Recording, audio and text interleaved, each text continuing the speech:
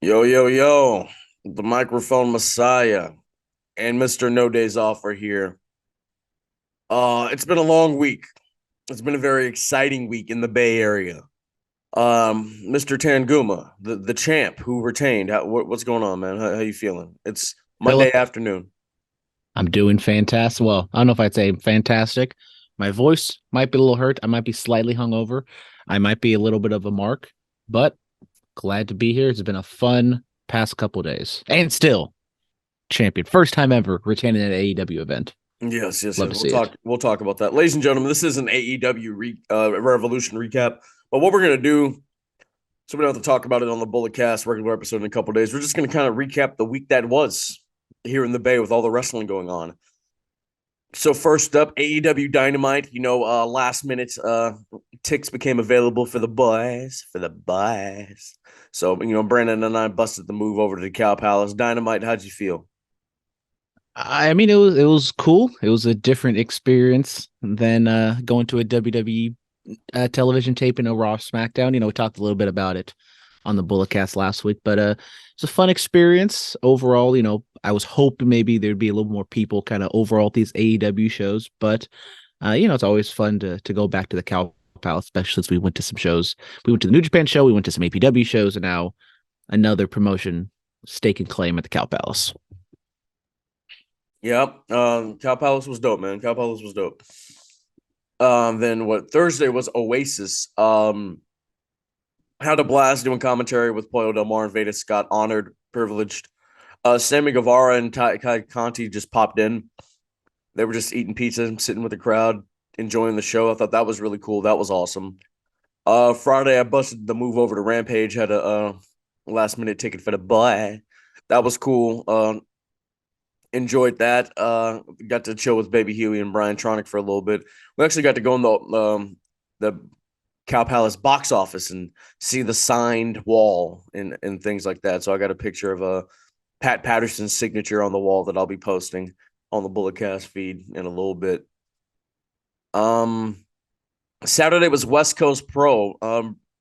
Probably the greatest West Coast Pro show of all time. I mean, it was fantastic. Brandon, what are your thoughts?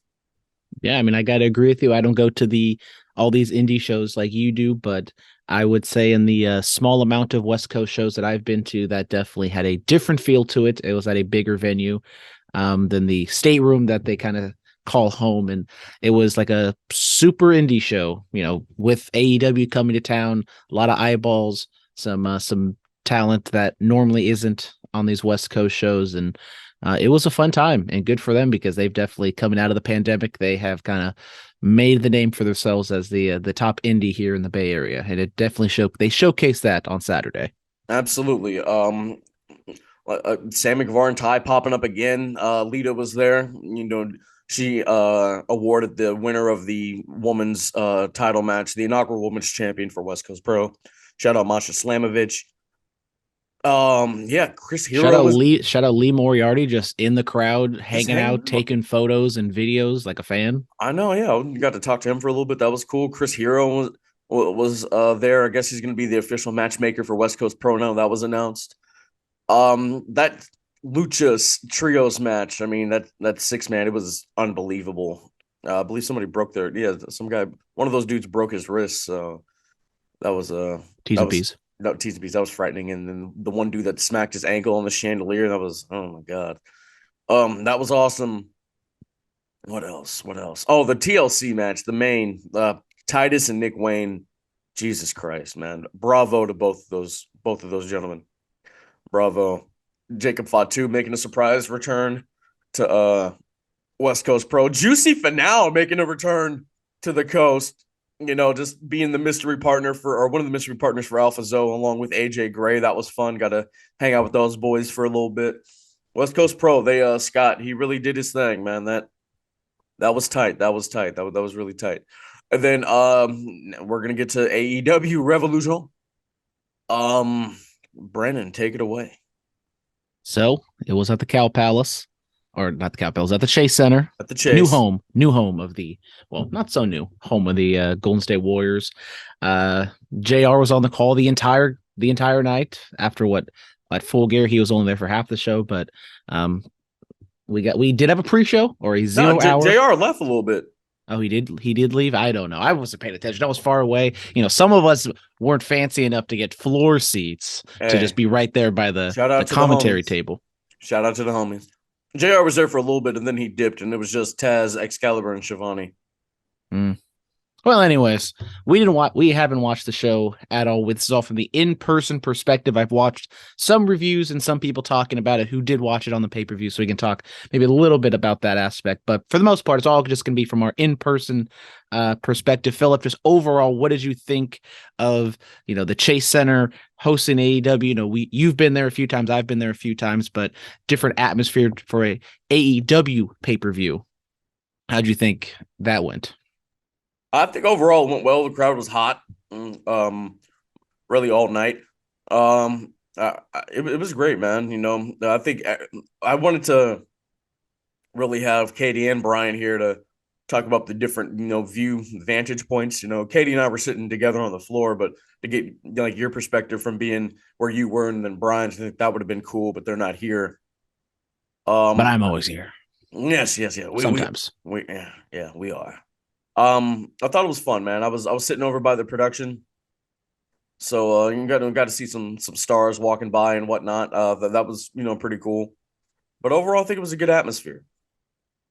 Yeah, I mean, as I said, I was hoping that maybe the Bay Area would show up a little bit more.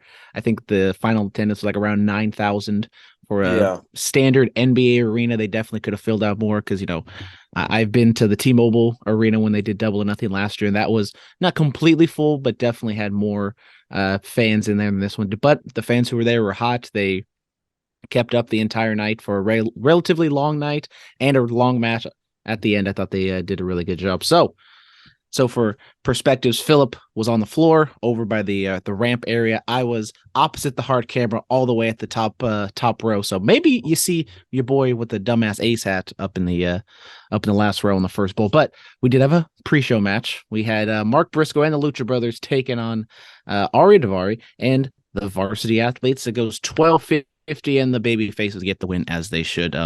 Lucha Bros are always going to be over here in the Bay. Nice to see Mark Briscoe get some shine in AEW, but it was just kind of a standard pre-show, get the crowd hyped a little bit, see some wrestling, and have the baby faces win to start the night off.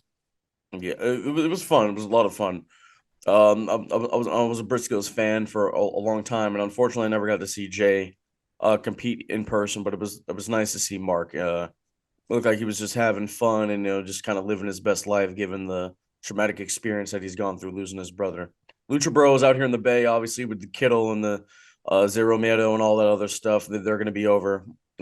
Josh Woods is kind of an underrated talent, man. One of the varsity athletes. I like his work. I'm a fan of his, and I want to see him do more. Yeah, absolutely. I mean, Tony Nese, a little bit to find out from his WWE run along with Ari Daivari, but Josh Woods undefined to most of the audience. So I think you could maybe do something with him later on down the road. Then we started off with the show proper with Ricky Starks taking on Chris Jericho. The Jericho Appreciation Society was banned from ringside. We did get Sam Guevara try to make a run in, but then out of nowhere, just happens to be Action Andretti was there to wait and pounce. So no Yeah. real shenanigans whatsoever in this match. 13:35 it goes. Ricky Starks gets the win. And I think this is going to be a trend for the majority of the show.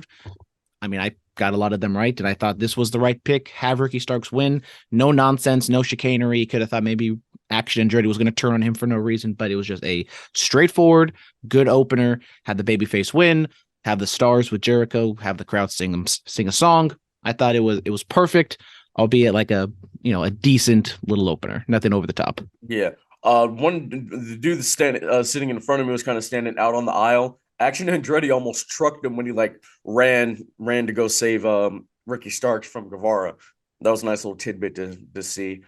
But yeah, I thought this was good. Jericho working the crowd like he always does.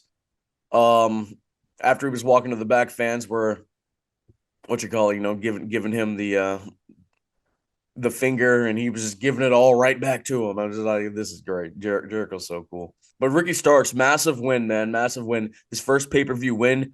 Found out Jericho has never won at Revolution. He's 0-4. So I thought that was a nice little interesting streak thing that's going on in AEW with him. But overall, great for Ricky Starks. Happy he got the big W over Le Champion, the Ocho. Then we got the final burial match. At first, we predicted it to be a no holds barred match, and then it turns into a final burial match, which you would think maybe a buried alive match, but it was a casket match, but not by WWE standards. By the ring, it was up over by the stage, kind of like a buried alive match. But that was Jungle Boy Jack Perry and Christian Cage. 1450 is the final, and Jungle Boy gets the win, and just a straight up brawl. I thought they told a good story. Maybe dragged a little bit, kind of in the middle back end of it, but I thought it was a fine match. The crowd was into it. You know, Jungle Boy has the Bay Area roots. Maybe not as over as like a Will Hobbs was at the Cow Palace, but yeah, it was just another solid match that I thought told a good story. And unfortunately, the Christian Cage injury and kind of derailed maybe Jungle Boy's trajectory. But now we can move past that, and Jungle Boy can do whatever the hell he's going to do. Win a singles championship, as he said. Christian Cage coming up with the sleeveless turtleneck. I thought that was a hilarious touch. I got to see Christian Cage wrestle live. I've always wanted to see him. Oh wait, no, I have seen him live once before, but I never really got to see his work up close like that. And I did get to see that last night, and I thought that was awesome. Congratulations to Jungle Boy, big win. They showed his mom right in the crowd, right? I believe that's what I saw on the screen. Yeah, Christian blew a kiss to him or to her, and the camera was not ready for it apparently because the camera was like awkwardly had to turn away and try to point the camera at her. But yeah, she was there and continued on that feud between Christian Cage and Jungle Boy's mom. Yes. Final burial. You love to see it. As soon as the casket was shut, uh The casket just fell out, and I don't know if that was lowered. It was a little comedic. I thought I was like, oh, that kind of caught me by surprise, and it was. I don't think that's what they were going for, but I did find that amusing that the casket just fell down and then a puff of smoke popped out. But yes. I thought, with them not being like a spooky type act like an Undertaker or Mankind or Kane or anything like that, I thought they played it well enough to where it didn't get on the kooky side that I thought they could have gone, but I thought they played it off well. Then we get the AEW Trios title match between the Elite and the House of Black. This one goes 18 minutes. What you would expect from this match is exactly what it was. Spot fest, super kicks, and high intensity PWG style. Yes. At the end of the day, House of Black gets the win. They are the new Trios champions. Phillip, what did you think of this one? Love it. I'm happy for the House of Black. I think my favorite spot was when I think Nick was gonna springboard for the I think he was gonna go Indy Taker, and Alistair or Malachi Black just caught him with that knee right on the button of the nose. I was like, oh, that was nice. But I mean, hey, they did good business. The crowd got up for when Kenny and Malachi were in the ring at the same time together and everything. But I love the entrance. I thought that was fun for the House of Black. But all in all, the House of Black got the dub. And Tony Khan mentioned on the media scrum that it was kind of hard for this to really build up to this match, given what Kenny was going through, whatever issues he was going through. But yeah, like a visa issue or something. Yeah, something like that. But they got the job done. The reception has been great for the House of Black. There's that video going around of like it's them holding the titles, and then like at the bottom it's like somebody winning an NBA championship, and Aloe Black's "I'm the Man" is playing, and I think that's a funny clip. I believe it's on the Bulletcast Instagram story. Go check that out. But all in all, congratulations to the House of Black. Great job. Let's see where they go from here. Yeah, I mean, I absolutely love this match. As we progress, I think you'll know what the other two matches were, but I thought there was three really, fantastic matches on this card, and this was the first one. It lived up to the expectations, and now the House of Black have the trios titles, and they can kind of go off and have a sense of purpose, like as you said, because they've always been over kind of since their inception, but they just were milling around and whatever was going on with Malachi Black or whatever the case may be. But now they're the champions. They can do something with it. And as I said, hopefully, I think I did pick the Elite to win to win. But now that they aren't champions, I hope that now the Young Bucks can kind of go off, do their own thing, and Kenny can do his thing, and we can get some more star power, in some of these other divisions compared to the trios division. Kenny's going to Stanford. That's it. Well, the internet tells me that they put on like 8 months on his contract, so hopefully he can you know put over MJF in that time or something yeah, we'll instead of see. just wallowing away in the trios division. We'll see. We'll see. Then we get the women's title match for the women's world championship match in a triple threat match. The Jamie Hayter defending against Saraya and Ruby Soho. This one only goes 10 minutes. It says it's the shortest match on the card in total. That includes the pre-show.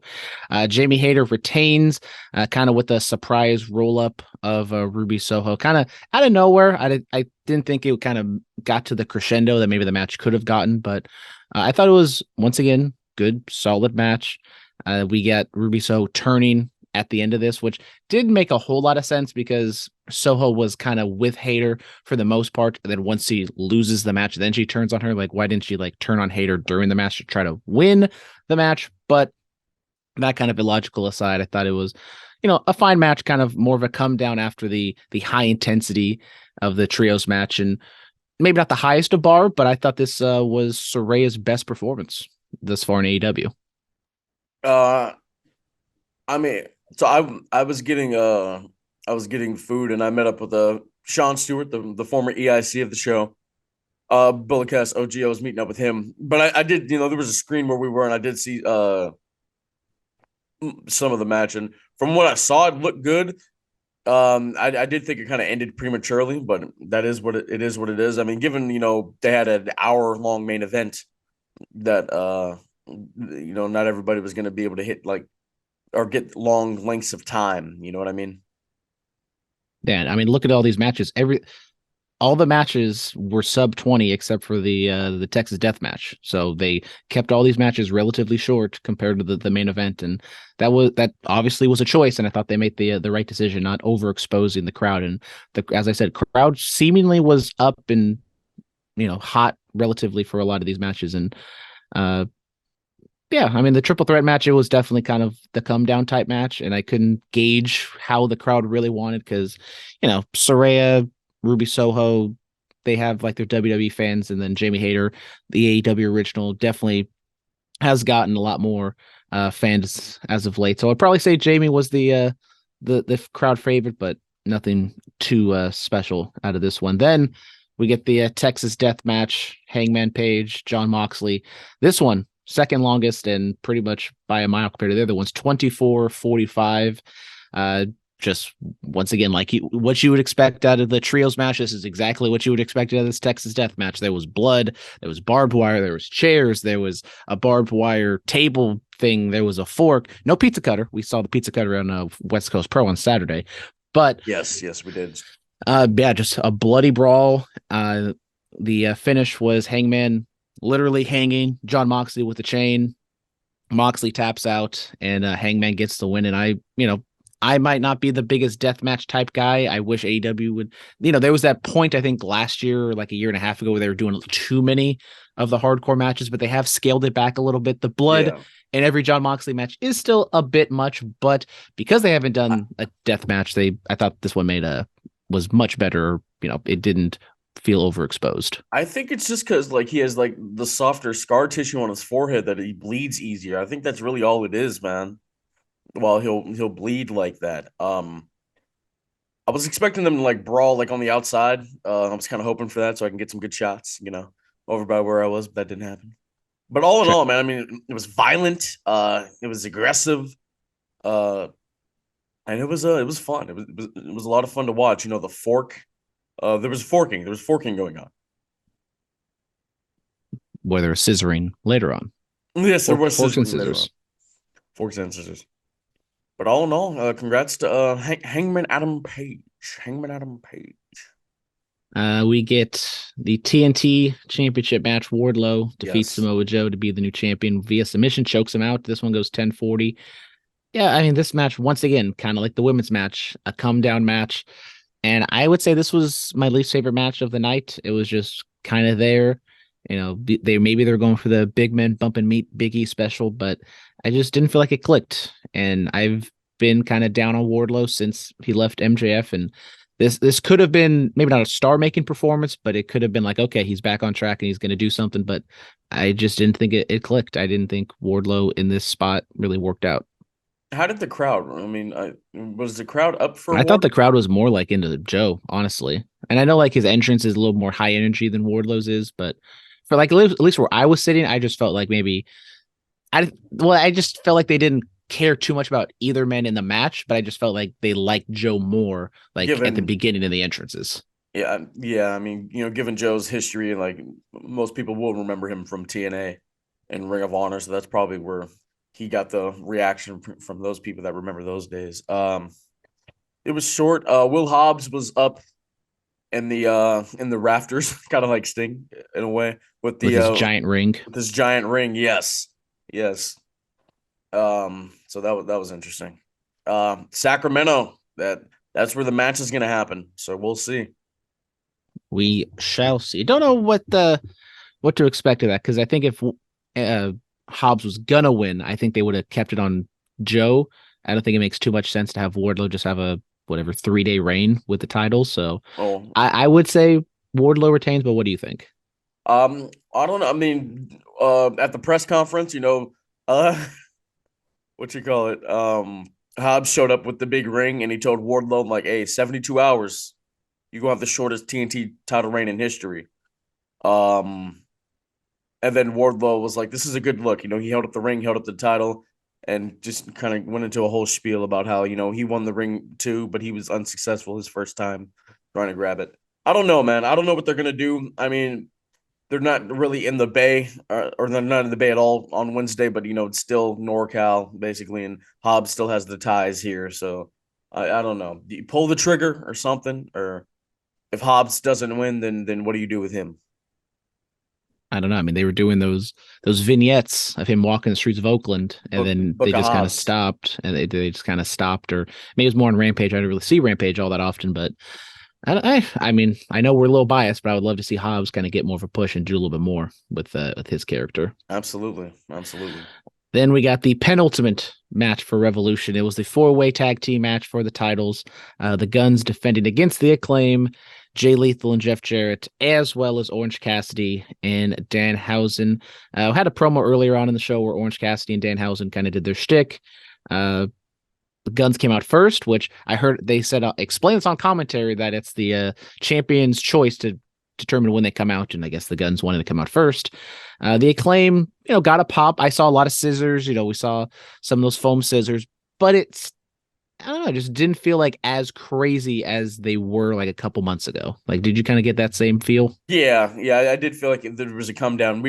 So on the AEW Revolution chairs that you can take home, the Guns had a note on those chairs saying, "Please, refrain from calling us the ass boys or booty or anything like that. It messes up with it messes us up in the ring, respectively. Austin and Colton, Gunn. So I thought that was a nice little tidbit. Um, yeah, I mean it was okay. There was a massive scissoring when the Guns and Lethal and Jared, all did the Flair strut and then all scissored each other. I thought that was interesting. Satnam Singh getting in there with Danhausen, and then Daddy Sanjay. ass with not the best famouser in the world. Yeah, man, but still popped for the famouser. I got to see Billy Gunn hit a famouser live. That's great. I feel like it's 1998 all over again. Sanjay Dutt getting involved, that was interesting. Yeah, but all in all, the Guns retain.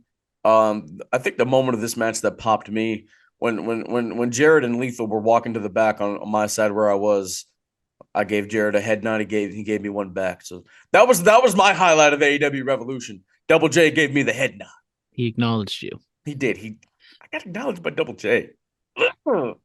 Yeah, I mean, this match was kind of all over the place. Maybe not as heavy into the comedy as I would have expected it to be. Cassidy and Orange, or Cassidy and Orange, Cassidy and Danhausen got their shine early in the match, and then it just kind of fell apart in debauchery and all the bodies flying around everywhere. And Danhausen getting taking the pin seemed like the right move, the obvious move, and that's what they did. And then Renee just happens to interview the Guns in the middle of the ring. Didn't happen for any of the other matches. And what do you know? FTR comes out, makes their return. Uh, Clear house. Dax, I believe, like got a headbutt early in the fist fight, and he was bleeding on the side of his head. So, uh, as some of us might have predicted, the FTR Guns feud continues, and FTR is looking to get those tag titles back. Yes, yes, yes. And then the main event. Moment we've all been waiting for. Yes. I thought so. We'll talk about this real quick. When it came time for the main event, I was like, okay, how is this going to work? Is it going to drag? Is the hour going to feel a lot longer than what it's supposed to be? I think this was Tony Khan's best timed show to date because normally these pay-per-views go a very long time. And given the fact that we knew we had an hour main event, I thought it all really flowed well together. I think Danielson and Maxwell did a great job. They made it work. It didn't feel like an hour. Like time really flew with this match. What do you say?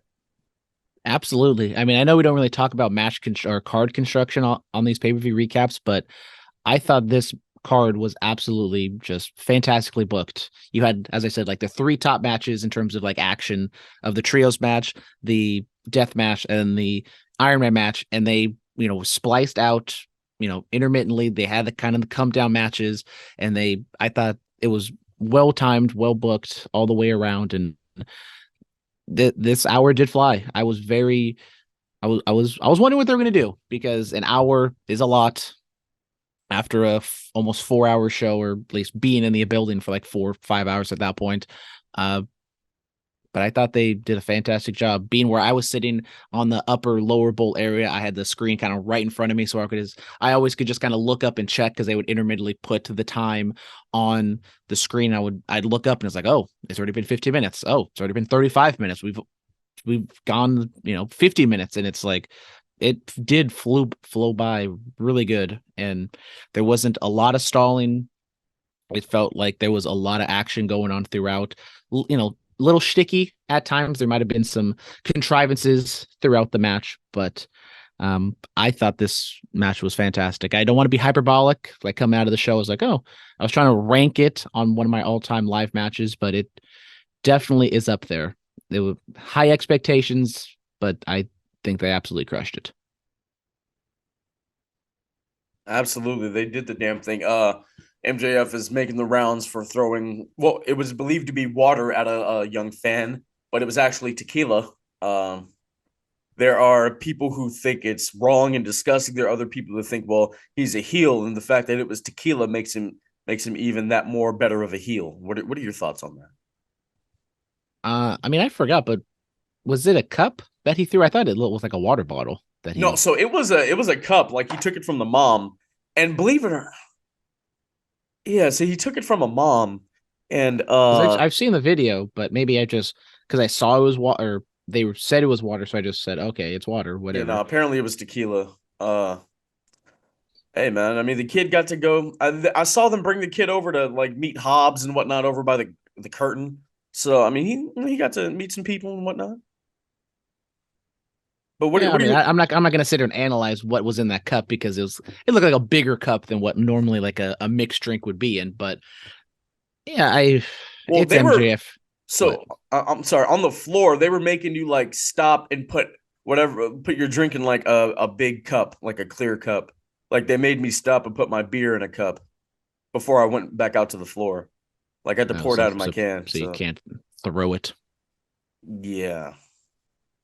Yeah, I don't know, but it's. I mean, I don't want to be the moral police, but like, oh, he shouldn't do that. I mean, what is MJF? Is that, as I said, like that was a. It looked like a big cup. It looked like something water could be, and it didn't look like what a tequila shot or a mixed drink would be. So, and in the moment, he's wrestling. He's not really thinking about it, and he's just being a dick. So Yeah. he won't admit it, on screen or whatever. But I don't know if he feels like terrible about it, but he probably was like, oh, maybe looking back, maybe I shouldn't have done that, or I wish I knew it was tequila instead of not water. But Yeah. But I got the score right. I'm happy about that. I got the 4-3. I just wish I could have got the rest of the card right and walked out the champion. Unfortunately, some of us actually, great booking from Tony Khan. I only got one wrong the entire night. Yeah, yeah, yeah. But I mean, look, man, MJF, low blowing Danielson, taking the DQ, but then going for two consecutive pins, tried to go for the third. Danielson kicked out. That was creatively done. I liked that. It Uh, was confusing though. Like in the arena, I was like, because I was just going over, that he did the low blow. I was like, okay, so did that but he, count? Because they weren't yeah, doing because they weren't like doing the typical announcing, like, oh, Danielson got to fall, MJF got to fall. They just kind of let it flow. yeah. And kind of when you're in the moment, it's kind of hard to keep up. And when you do three finishes in like a 45 seconds, it's kind of hard to keep up. And apparently the commentators were kind of confused too. I was watching Bryce, so he threw up the one. Danielson won. He did that, and then because it goes low blow at 26:35, then pin at 43, and then pin again at 46. So within 11 seconds, three finishes happened.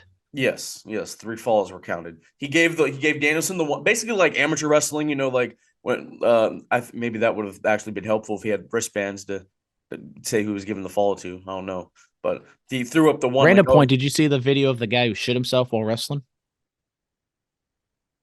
Happens to the best of us. Where was this? It was on. I think it was a college wrestler, but he and accidents happen. That's never happened to me. Thank God, Jesus. Anyway, yes, he threw up the one. He gave Danielson his 1 point, and then the consecutive. I did like how we were like 26 minutes in, and then like the first fall occurred when Danielson hit the knee on MJF. I did like that. Yeah, we don't like, me. I don't like those 2 out of 3 falls matches where we just happen to get the first fall within like 6 minutes when that would never happen if it was a real match. I did like that, and we didn't get another pin until 40 minutes in, and then 49, and that was the tie. And then, we had the 5-minute overtime. And MJF, getting water, hydrating. So somebody sitting next to me was like, "Oh, he's smart for hydrating." Yeah. I was like, "This." We had an H2O chant. We had a lot of water boy. In our section, at least, we're doing a lot of the water boy gimmicks of water sucks and all that good fun stuff. MJF hitting Danielson with the oxygen tank. I thought that was amusing. They ran out and iced them after, they tied it up, right? Yeah, they ran out and kind of iced them up, bandaged them up. And then we go into sudden death. Tony Schiavone makes that and tells Justin Roberts to make that announcement, and so he does. And then MJF, puts Danielson in the yes lock, label lock, crossface, whatever you want to call it. And they do the old school gimmick, the 1, 2. No, he's still in it. He's still in it. Then Danielson taps, and MJF still the heavyweight champion of AEW. Yes, and he makes Bryan Danielson tap out, which I don't know when the last time that's ever happened, but I thought it was very well booked. Like there was some contrivances thrown in there, like the oxygen tank and Tony Schiavone coming down to make the announcement, like when Justin Roberts has his own earpiece in, so wouldn't he know or have the same kind of communication with Tony Khan? Wouldn't they have this plan in place if there was a tie that they would do an overtime after the fact? But I thought it was really well done, and both men showed out. People might hate on MJF because they keep saying, "Oh, he's just a promo guy," but he's proved time and time again that like the man can wrestle. I mean, even at Revolution, he had this match. Last year, he had the dog collar match with Punk, and I think he had the Cody match at Revolution too. So it's just one after another. MJF proves himself that he's more than just a talker. Yeah. Last time Bryan Danielson tapped out was the first episode of NXT where he tapped out to Chris Jericho. Just a little tidbit. So there you go. A little tidbit. Yeah, this was fun. People thought CM Punk might come out. Our friend. Our elevator buddy. Didn't happen. It was fun. What are your thoughts on MJF's entrance? So I might have been the alcohol talking. I couldn't really hear the like were they just doing his theme, but like a classical version? Yeah, they were just playing him on violin. Because I could kind of hear it, but I couldn't kind of get the full effect. So that was okay, but I did like his look of having the devil and kind of the callback to the all out look that he had. So it's the devil versus the dragon. That's what this was. Exactly. So visually, I thought it was good. I couldn't really hear it, unfortunately, but I thought the entrances, they didn't have any live performances. They didn't have too many over the top entrances. Like House of Black had the big ass House of Black flag. But yeah, I thought it was good. And Danielson, no gimmicks needed as usual. And he was emotional after the match too. Don't know, what that was about, or if he was just so overcome with emotion of how proud and how well it went. But caught that Yeah. after the show went off the air. Yeah, I saw I like how he was just doing jumping jacks at random points. Thought that was fun. Got to show the cardio off. You gotta show the cardio off. MJF, go watch the press scrum, talking about what he was doing to prepare for this match. Just stairmaster for an hour and insane amounts of cardio, lifting unbelievable amounts of weight. And he talked about why he doesn't have to wrestle every week. He because he said he's not a effing mark. Well, what are your thoughts on that? Yeah, MJF I thought he was fantastic in the press scrum. He comes in, he kind of does his own promo, just yelling at everybody. I thought he was hilarious, but also annoying and just very confident and cocky. So I thought he was great. And shout out to those pickles that he was eating because he putting loved over those the pickles. The classic dill. Classic dill. We're gonna. Are you a pickle guy? I love pickles. Big Uh-uh. pickle guy. I'm gonna have to. I'm gonna have to take you to this little sandwich spot. Great pickles. Great pickles. Great. After an hour and 5 minute match, you gotta get some of that sodium. Gotta replenish the body. Yeah. Yes. Overall thoughts of AEW Revolution. I thought it was a great show. If we're just gonna jump in and give the grades, I'll give it an A-. I thought it was a really good show. It really kind of did hinge on that main event. Like if the main event was flat and if it didn't work, then this might have gone down to like a B-. But because the main event was as good as it was, that carries it over the top for an A- for me. As the more experienced AEW goer, I would put this over Double or Nothing last year. But the first Double or Nothing that we were at, and then the All Out where Punk made his return, I probably put those two in front of this one. But overall, I thought it was a fantastic show, and AEW always seems to deliver their pay-per-views. They're going. What? They're going in May, right? They're going back.